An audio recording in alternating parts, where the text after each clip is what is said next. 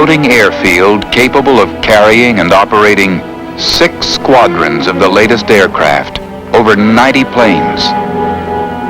An airfield that can move at speeds well in excess of 30 knots, appear where it's needed in any part of the world. A giant aircraft launching platform loaded with ultra-modern electronic equipment and devastating weapons. She's a vital link in our national security, a potential for power, for peace, for war, but still just a potential until her crew is on board. Then, and only then, is her potential realized.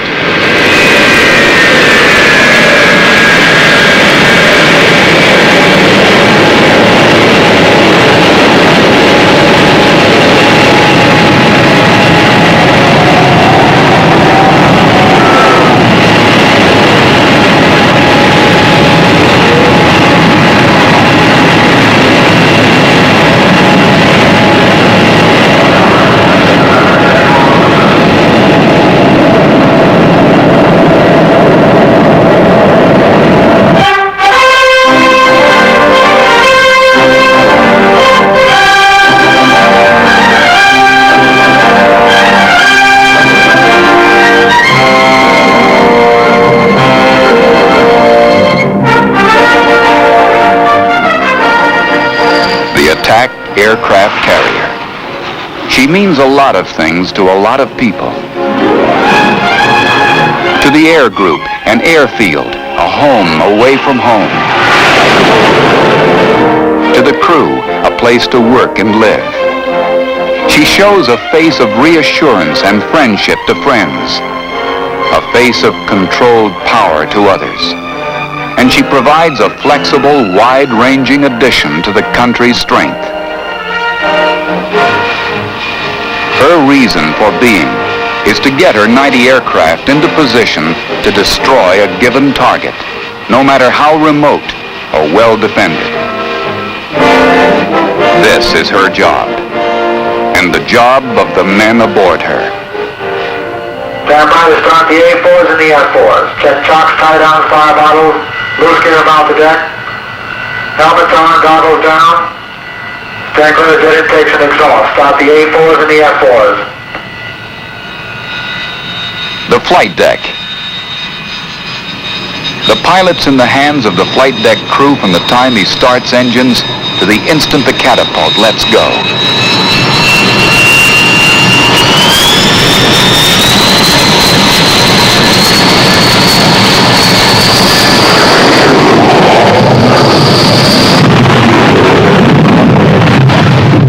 You've never seen more precise teamwork than these guys show. And you've never seen more rugged working conditions. Even with their Mickey Mouse helmets, the jet engine noise is overpowering. And the heat. You get out on that deck, working with those jet planes on a 100-degree day like you get in the South Pacific or the Mediterranean. And you feel like you're flying.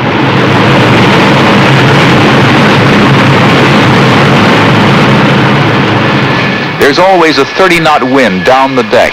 They walk leaning into it.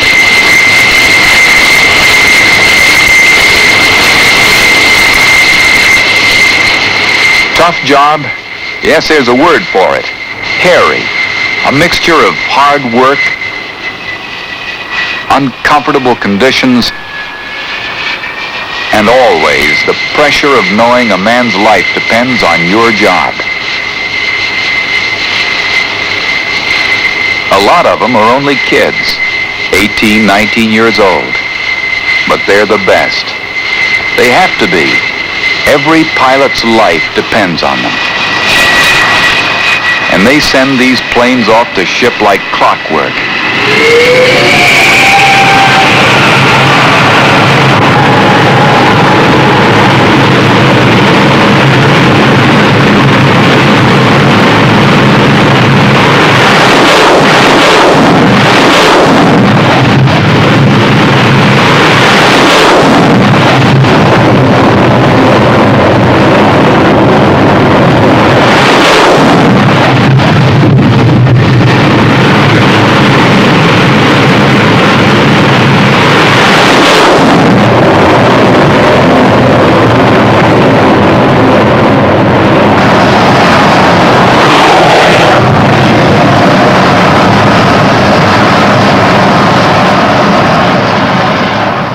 plane in the air every 30 seconds. And at the precise minute they're scheduled to be over target, they'll be there.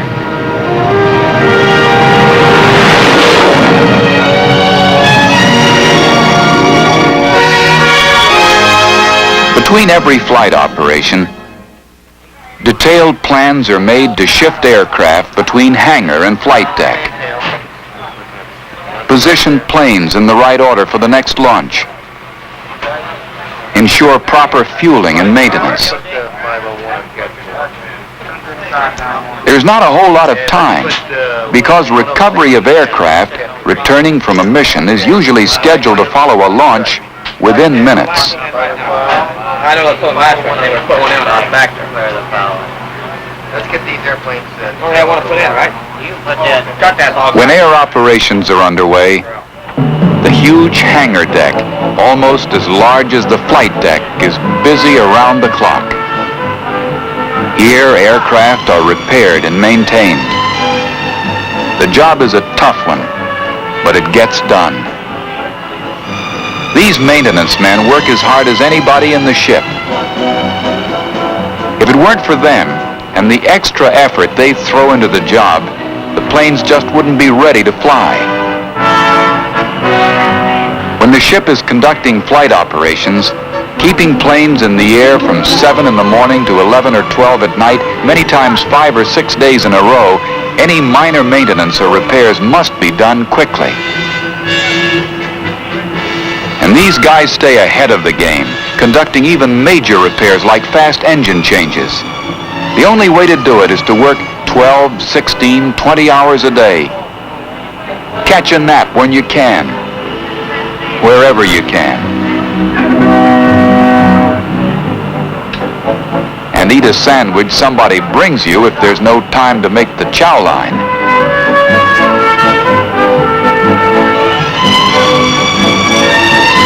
The peacetime Navy operates at maybe 15 to 20% below full strength. But when flying practice missions, taking part in a NATO exercise, or involved in a conflict like Vietnam, well, it's all out. Everything goes. And these men have to deliver, even though they may be shorthanded.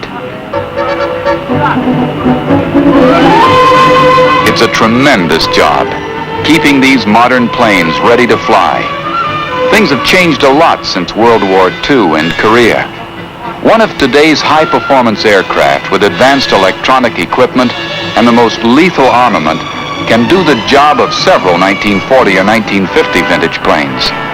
We have more going for us than ever before, but it makes maintenance and repair a bigger problem. And the technicians have to be a lot sharper. These men are top-notch, real pros. They keep them ready, ready to fly, ready to fight, and ready to complete their mission. Stand by to recover aircraft. Stand by to recover aircraft. All unnecessary personnel stand clear of the port catwalk, the landing area of the corral, and board South Island, back away from the bow. Landing signal officer, ready. Arresting wires, in position. The pilot's landing aid system, on.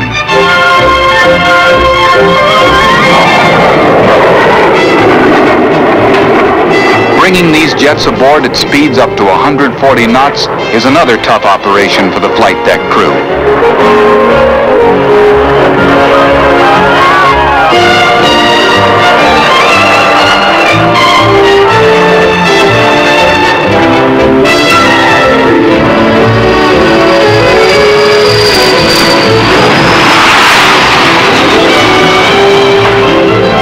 Here, too, the precision teamwork under difficult conditions is remarkable.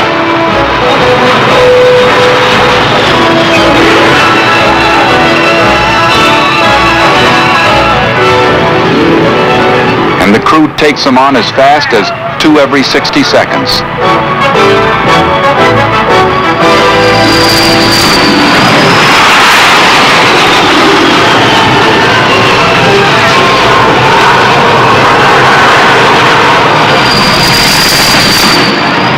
Sometimes a plane misses the last wire and goes around again. Sometimes the problem is more serious. That's why an emergency crew is always there, and it's a good feeling to know they are. They're trained to go into a burning plane, get the pilot out safely, put out the fire, and quickly clear the deck. Great guys, all of them.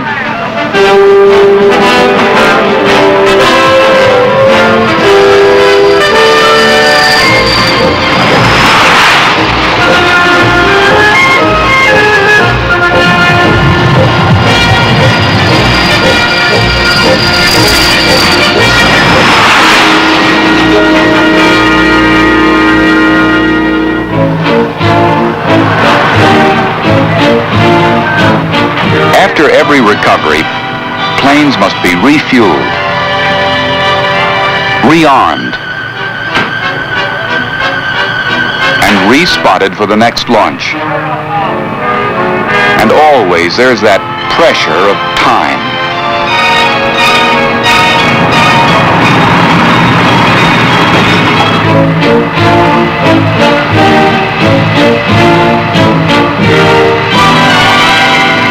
The pressure of time, the commitment to be on target with pinpoint accuracy and precision. It's something every man on an attack carrier lives with from launch to recovery. Especially the pilot.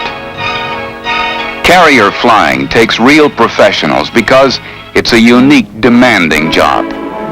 After every flight, one of the first things pilots do is check with the landing signal officer. He's the one the pilots depend on to evaluate their landings.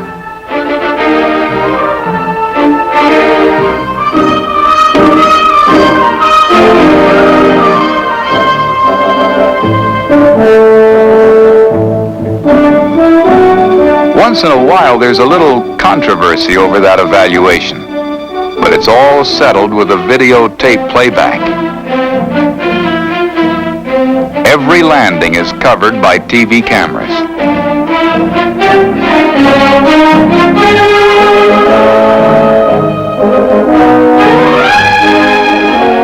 It gives them a chance to see what they did and to plan any changes that will make them more proficient. These guys are always trying to do a better job.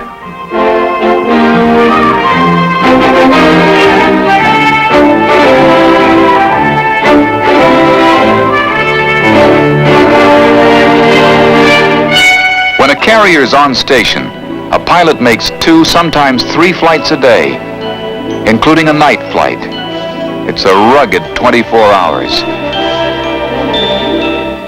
It's a job even to put on all that gear, let alone fly in it for 2 or 3 hours. But the pilots need it, all of it. It's still a tough way to dress for work. You know, it's not like it used to be in the old days, where a pilot jumped in a plane and took off.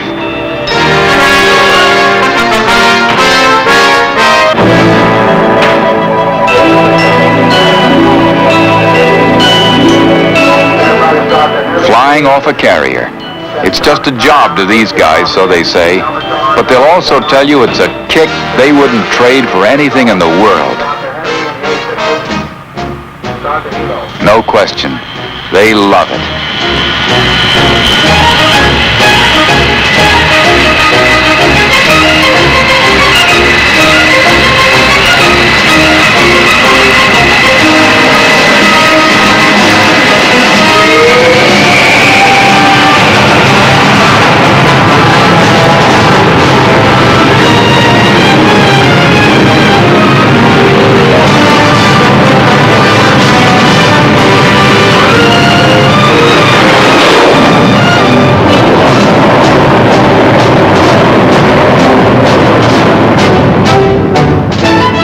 Planes in the air, on their way to the target.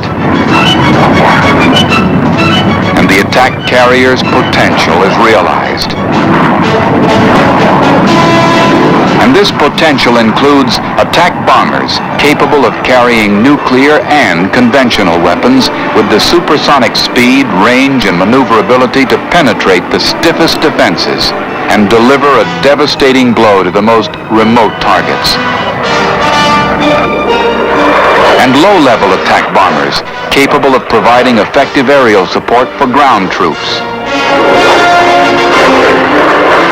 On these planes, the pilot is teamed with a highly trained bombardier navigator who operates the ultimate in electronic blind flying aids. Regardless of the type of aircraft, frequent practice missions prepare the crews for the real thing.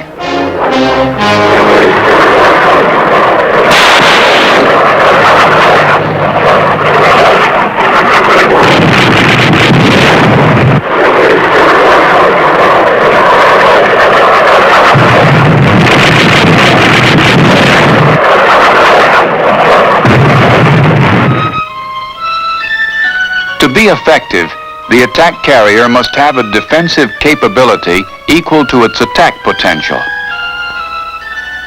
The answer to this is fighter aircraft and early detection.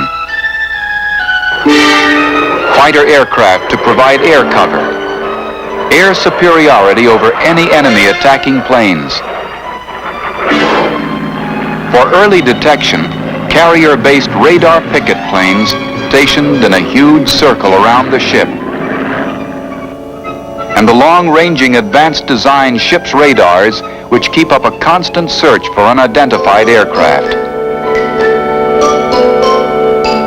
The data from these two radar sources, fed to the ship's Combat Information Center, provide the ability to detect enemy planes hundreds of miles away, making it almost impossible for enemy aircraft to penetrate within striking range of the ship without being detected. When an attacking force is discovered, pilots flying the most advanced fighter aircraft in the world streak toward the target at speeds over 1,600 miles per hour, fast enough to engage the enemy long before he can do any damage. The carrier's modern complex computer system, the Naval Tactical Data System, works out fighter deployment and intercept problems in millionths of a second. Allows the Combat Information Center to evaluate any threat and vector fighter aircraft to the target. In this day of modern warfare, enemy aircraft or missiles may approach a task force at speeds of thousands of miles an hour, and simultaneous attacks from several directions at once are to be expected. Some fighters carry such advanced electronic equipment and weapons that a second crew member is needed, a radar intercept officer who works closely with the pilot. Together, they're capable of intercepting and destroying enemy aircraft under all weather conditions. They may never even glimpse the target.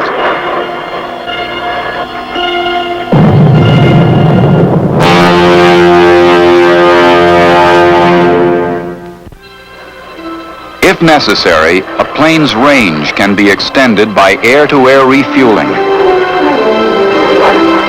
Specially designed clip-on belly tanks transform many carrier planes into tankers. And if a plane returns to the carrier low on fuel, these tanker planes are always available.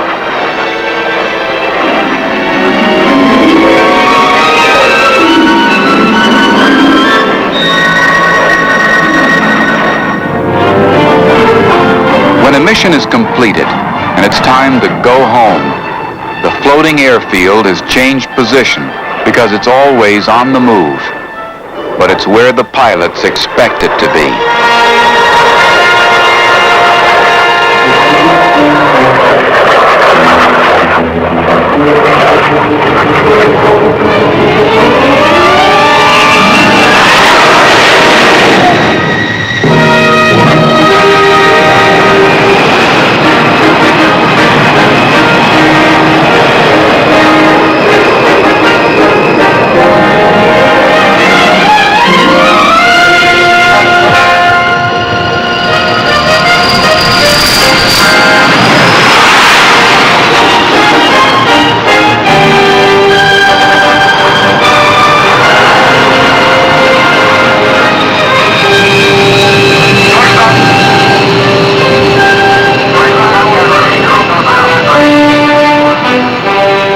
attack carrier.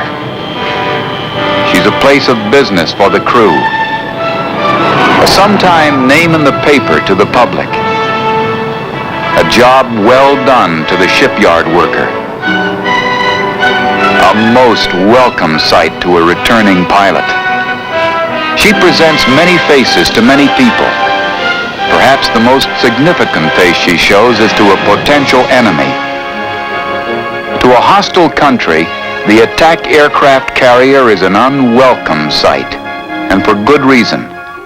One of the most difficult to neutralize weapons is the attack carrier. It's always on the move, difficult to keep up with, hard to pinpoint, and hazardous to attack.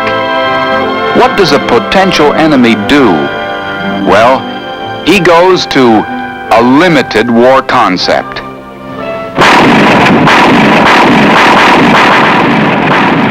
Korea, for example.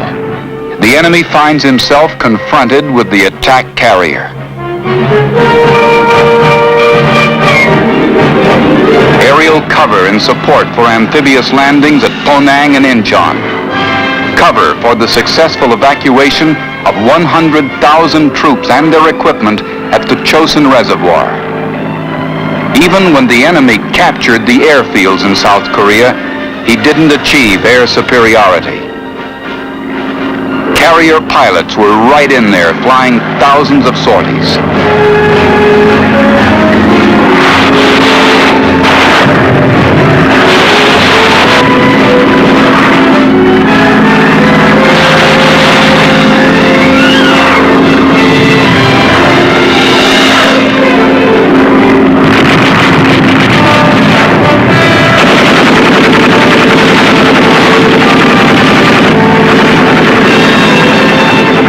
After Korea, 1955, attack carriers cover the evacuation of the Tachen Islands.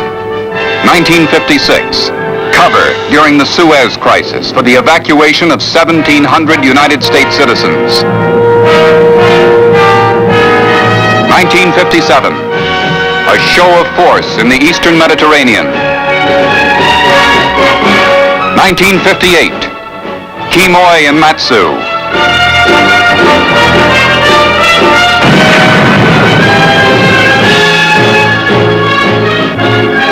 Simultaneously in Lebanon, carriers provide air cover for Marine Corps amphibious landings.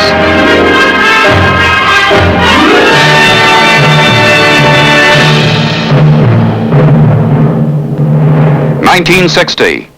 Carriers off the Congo for possible evacuation of citizens and on the alert during the Berlin crisis. 1961, off Guatemala and Nicaragua to help prevent any invasion from the sea. 1962, Cuban Missile Crisis. Quarantine and the readiness to aid in forcing missile removal if necessary. Plus, constant surveillance of inbound ships.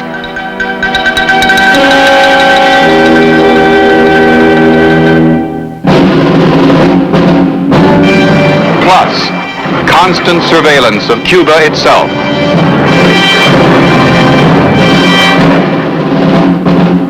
And 1964, the Tonkin Gulf and Vietnam.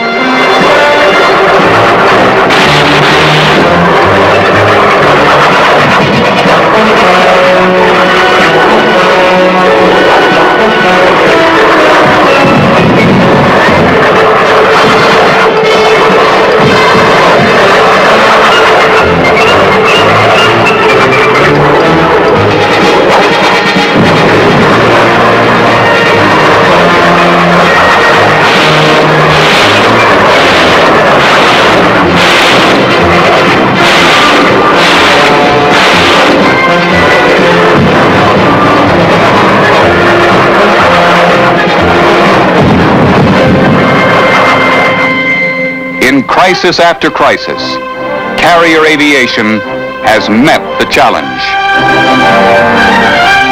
The advent of nuclear-powered carriers and escort vessels has made the carrier task force even more mobile, even more frustrating to an enemy. As ships and planes become more and more sophisticated, they will demand more and more of the men who serve in them.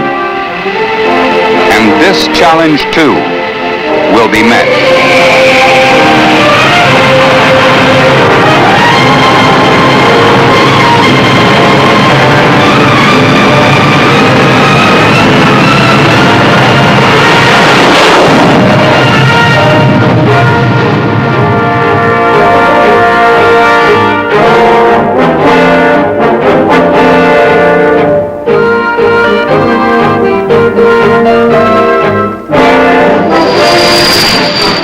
Night or day, east or west, no matter where an enemy may initiate a crisis, no matter how remote and inaccessible, no matter how far from a United States land base, a face of our nation will appear, the attack aircraft carrier, and the men who make her what she is.